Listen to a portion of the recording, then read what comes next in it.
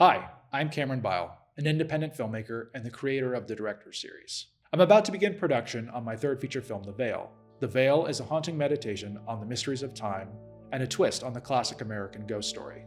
Check out our fundraising page on Seed and Spark to learn more details about the movie and our unique production approach. Thank you for your support.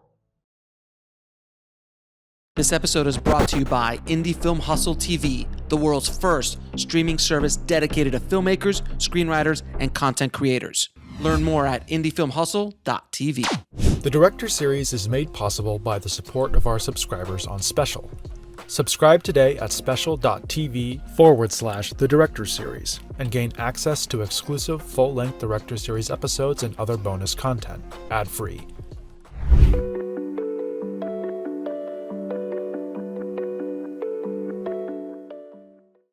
After washing out of her first attempt at Moving On, an adaptation of the source text of The Little Mermaid she was developing to direct over at Universal, a friend suggested the rather surprising idea of remaking The Beguiled, Don Siegel's 1971 antebellum thriller starring Clint Eastwood. Coppola would need some convincing.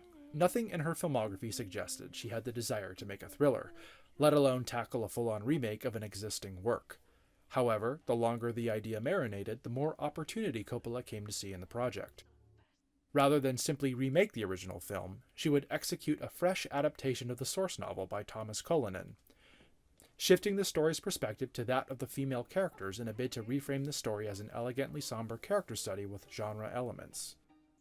The resulting work, 2017's The Beguiled, would arrive as an invigorating new direction in Coppola's artistic trajectory, exhibiting a newer, darker side of the feminine mystique that has come to define her work. You all alone here, ma'am? Just a few of us. Well, Is she telling him? I can't tell. well, you take care, ma'am. A lot of these Yanks got separated from their outfits and they just roam through these woods and they're desperate. I was wondering if you might have a few cartridges you could spare. What good did that do you, Well, ma'am? my father left me his revolver. I feel much safer if I knew I could use it. See what I can spare. There you are. You're welcome. He's giving her something. They're leaving. She didn't tell him. Coppola's script may retain the core conceits and general structure of both Siegel's original film and the source novel, first titled The Painted Devil, but her deliberate shift in perspective opens up new angles of attack, carving deeper grooves of thematic meaning and artistic insight. Her vision transplants the action from Mississippi to Virginia, where the waning days of the Civil War have left the countryside ravished and weary. The students and faculty of a local girls' seminary proudly languish in a once grand but now decrepit plantation mansion, patiently waiting for their boys in gray to return home. They fill their days learning high society disciplines like classical music or French, all while the ceaseless booms of distant cannon fire remind them of the conflagration outside their crumbling stone gates. The girls' ethereal beauty stands in stark contrast to the desolation around them. They've become ghostly reminders of an elegant antebellum lifestyle already consigned to the limbo of history. This waking purgatory abruptly ends when one of the girls comes across an injured Union soldier hiding out on their land. The women bring this soldier, the only man they've seen in quite some time, into their house as both prisoner and ward, becoming increasingly gripped by a carnal curiosity as they nurse him back from the brink of death. Aren't you afraid that I'll turn you over to our soldiers? No, I don't think so. I don't say you won't do it, but... I think there are far worse things that could happen to me. I don't relish the prospect of prison, but it's better than being dead. As the injured soldier, Corporal McBurney, Colin Farrell delivers a manipulative, charismatic performance that divides the girls against each other in their desire for his affection. Farrell leverages his Irish heritage to add depth to the character's smoldering darkness, playing McBurney as a recent immigrant who was immediately drafted up into the Union Army upon arrival, and thus holds no allegiance to his adopted country, only to himself.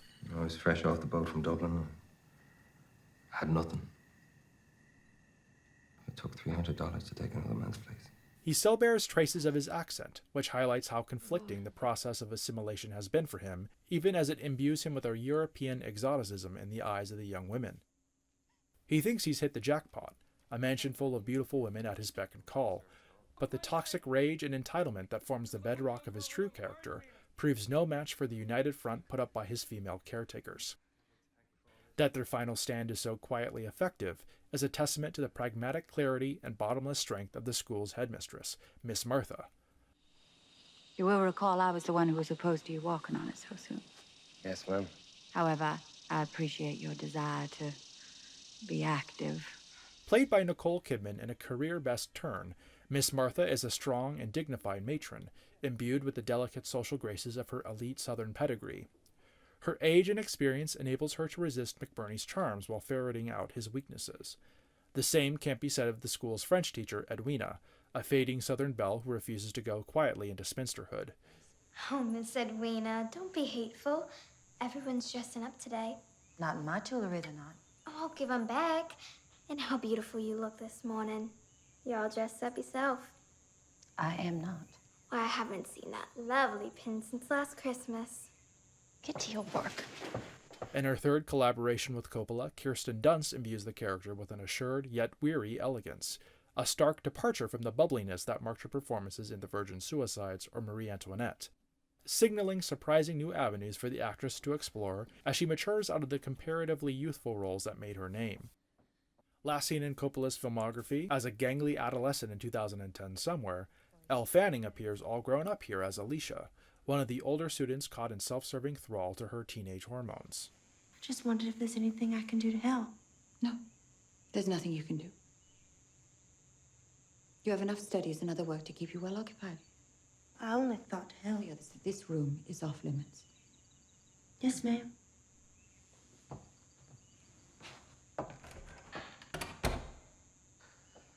While Edwina's attraction to McBurney is misguidedly romantic, Alicia's is driven purely by sexual curiosity. Together, they stand as critical faults in the armor that Miss Martha labors to project, giving the Beguiled an additional layer of nuanced tension and conflict. $10.5 million is not a lot of money when it comes to a contemporary film budget, but Coppola's experience in the independent realm, as well as the artistic pedigree of her home studio American Zoetrope, affords ample creative resources that stretch the value of her dollar. The Beguiled was shot in Louisiana over the scant span of 26 days, utilizing real-world locations like the historic Madewell Plantation and the private New Orleans residence of actress Jennifer Coolidge. Such a scenario doesn't leave much room for things to go wrong, so it's fortunate that Coppola has cultivated a crack team of collaborators to ensure a smooth shoot executed in unwavering allegiance to her vision.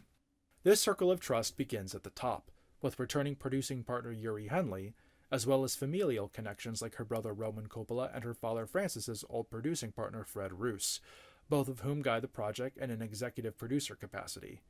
Returning production designer Ann Ross and editor Sarah Flack continue to sculpt and hone Coppola's distinct aesthetic. Ross's understated recreation of plantation-era Virginia utilizes soft neutrals and desaturated pastels to underscore the story's inherently feminine viewpoint, while Flack's simplistic, but no less evocative montage patiently evokes the observational nature of Coppola's approach to coverage. The band Phoenix, fronted by Coppola's husband Thomas Mars, once again provides the Beguiled's original score, albeit via atmospheric compositions that are so subtle and spare that one could argue that the word music can't fully describe the character of their ambient soundscapes.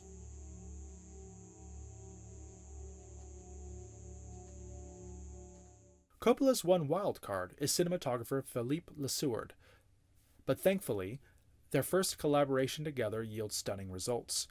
After her brief foray into digital with The Bling Ring, The Beguiled sees Coppola return to the organic beauty of 35mm celluloid film, utilizing the unconventional 1:66:1 aspect ratio so as to fulfill her desire for a vintage canvas without imposing the severity of the square 1:33:1 frame. Lesueur and Coppola pulled their exposure by one stop in the lab, so as to achieve a relatively low contrast look that preserves details in the shadows, resulting in an aesthetic that splits the difference between fashion film and gothic haunted house horror. Apropos of the Beguiled's pre-electric antebellum setting, Coppola and Lesueur cultivate a no-light approach, favoring silhouettes framed against blown-out windows or illuminated by the dim glow of candlelight. Even sequences shot in broad daylight employ a gauzy, diffused quality. Coppola takes the opportunity afforded by her evocative backdrop to craft assertive compositions, oftentimes framing in the wide so as to emphasize landscape. Her confidence in the narrative integrity of these compositions is reinforced by the camera's distinct lack of movement. Indeed, the static gaze of a locked-off camera projects something of a painterly aura. She rejects the modern tendency to convey immediacy or danger with handheld photography, opting instead for elegant crane or dolly sweeps whenever the story motivates movement. Small audiovisual flourishes like lens flares, black puffs of smoke on the horizon, and the distant sound of encroaching cannon fire further tease out the beauty of the environment, while reflecting the growing tension that threatens to tear this fragile world asunder. For all the narrative details that make The Beguiled a rather unconventional entry within Coppola's filmography, its thematic undercurrents hew extremely close to her established characteristics as an artist. Almost every Coppola film to date can be described as a chamber piece that takes place within a confined setting, usually with some degree of architectural value or interest. Oftentimes, these backdrops are real-world locales playing themselves, like Tokyo's modern, monolithic Park Hyatt and Lost in Translation, or the old-world regality of New York City's elegant Hotel Carlyle in A Very Merry Christmas. She's cultivated a reputation for responsible stewardship over delicate or sensitive locations, with successful shoots at Versailles Palace for Marie Antoinette or the Chateau Marmont for Somewhere, emboldening subsequent location caretakers to open their doors to Coppola and her crew, secure in the knowledge that they will leave the space better than they found it. The Beguiled proudly continues this tradition, finding Coppola and her team utilizing the aforementioned Maidwood Plantation House, a National Historic Landmark that now operates as a rustic bed and breakfast. Far from a decaying, isolated mansion in real life, the Maidwood kindly permitted the production to dirty up its pristine white facade to suggest years of neglect. The encroaching squalor of the seminary affords Coppola some artistic wiggle room to maneuver around the story's thornier prospects. Recent years have seen the commercial co-opting of the Southern antebellum aesthetic, especially by brands, influencers, and wedding planners that cater to an affluent and predominantly white audience. The quaint beauty of Southern architecture, culture, and fashion becomes problematic when fetishized, as it tends to focus entirely on surface aesthetics at the expense of the shameful history that drove its proliferation. Coppola risks critical exposure on two fronts here. On one hand, her privileged upbringing and personal taste for designer fashion makes her susceptible to similar accusations of cultural tourism, or at the very least, passive tone deafness of the kind that dogged the reception to Lost in Translation. On the other hand, Coppola does omit one notable detail that other versions of The Beguiled included: the slaves who lived and labored on the seminary grounds. Indeed, there is not a single person of color to be found throughout Coppola's adaptation, an admittedly alarming choice for a story set on a Civil War-era plantation in rural Virginia. For better or worse, this was a deliberate choice on Coppola's part. When she was called out on the matter during press interviews, she was openly candid about her own struggles with the omission, citing her convictions that such an important topic shouldn't be, quote-unquote, brushed over. Whether or not her audience agrees with her conclusion is guaranteed to run the spectrum of reactions, but the conscious decision to deglamorize the seminary allows for a kind of thematic distance, where one can better judge the Beguiled story on its merits as an insular thriller about sexual tension and manipulation. Some may rightfully feel that the relatively recent phenomenon of remakes constitutes a scourge on modern cinema. They are almost certainly a reaction to studios' desire to hedge their bets with lucrative intellectual property over original ideas. This environment leaves very little oxygen for well-intentioned artists to bring new insights into familiar stories, but every so often one or two remakes manage to flare up with genuine inspiration. Think back to Gus Van Sant's Psycho, which dared to quite literally remake Alfred Hitchcock's 1960 masterpiece shot for shot. While this approach generally backfired with critics and audience alike, there is nevertheless an intriguing artistic exploration unfolding at the conceptual level. By doing the shot-for-shot remake first, Van Sant was effectively demonstrating its fundamental emptiness as a commercial venture, undercutting future filmmakers who might have the same idea. On the other hand, by copying Hitchcock's approach, Van Sant evokes a larger conversation about the inscrutable aspects of cinema, prompting a debate on how color impacts a film's psychological impression versus black and white, or whether a given director's artistic essence can be replicated by Xeroxing their techniques. Say what you will about the end product, but Van Sant effectively gave his remake of Psycho a valid artistic reason for existence, albeit one better suited to the form of museums and academia instead of the megaplex. Coppola similarly imbues The Beguiled with a valid artistic approach that justifies the story's retelling, leveraging her perspective on the feminine experience to yield fascinating new insights into the source material. The film's atmosphere is heavy with her characteristic mystique, which presents the female perspective as both intimate and unknowable, a tangle of melancholy navel-gazing, passionate desire, and calculating defensiveness. These women, matronly Miss Martha included, are naturally curious about their masculine house guest, their stark physical and physiological differences in gender made all the more pronounced by their isolation. The code of Southern hospitality dictates that they must greet this fox in their henhouse with a warm civility and a gentle grace, social expectations that splinter their tight-knit community into disharmonious factions. It's not until they realize that McBurney is using their very womanhood against them that they band together, pulling from deep, untapped reserves of strength in order to rid their house of this charismatic monster. Despite barely recouping its budget at the domestic box office, The Beguiled stands proudly as one of the most successful films of Coppola's career. It would compete for the prestigious Palme d'Or at Cannes, ultimately winning the festival's Best Director award, the first time a woman had won in 50 years, and only the second time in the entire history of the festival.